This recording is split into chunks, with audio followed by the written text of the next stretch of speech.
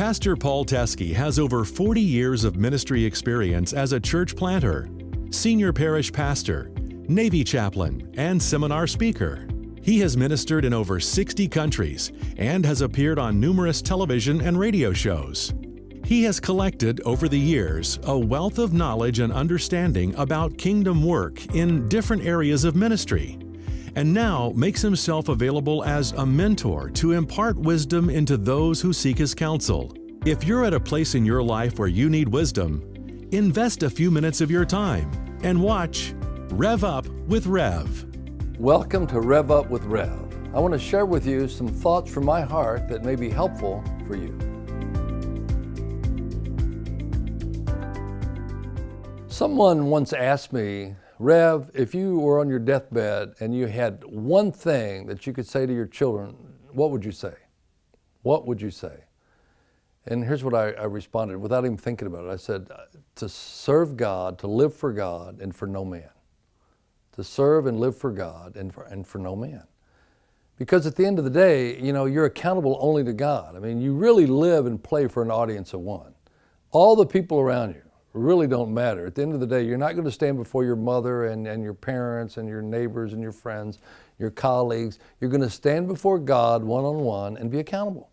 So live for God and for no man. My children are now grown. I've got three. I've got two daughters and a son. They're all in their 30s. They all know the Lord. They all love the Lord. They're all active in their faith. And I've tried to instill in them over the years to live for God. Look, I don't think that we need to live for men. In fact, a fear of man can be a very debilitating thing. If you're living to please people, if you're living to please man, it's going to set you up for failure. Sooner or later, you're not going to be able to please them. And they're going to let you down. But God will never let you down. That's why I've told my kids, live for God and for no man. I've got two grandkids. One is 18 and one's 30 months old. The 18-year-old knows the Lord. And I've told him the same thing. I said, live for God and live for no man. My kids know this, and I know it, and I want you to know it. Jesus had those around him in John chapter 11, I think, or 12, and they wanted to follow him, but out of being the fear of the people in the synagogue, they wouldn't follow him because they were more interested, it said, in the praise of man than the praise of God. I want to encourage you, don't go down that path.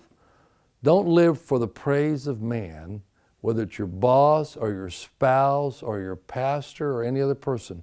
You live for the praise of God. That's the only blessing, the only acknowledgement, the only recognition that will ever matter for you on this side of the grave and for all eternity.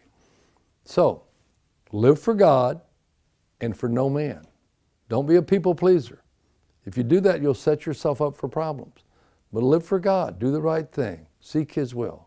And at the end of the day, I can assure you, you'll be rewarded in your heart and your mind with His love and with His peace. I think of that Philippians 4 passage that says, and the peace of God will guard your heart and mind in Christ Jesus. God is going to guard your heart and your mind in Christ Jesus. That's where you're going to be. Live for no man and live for God.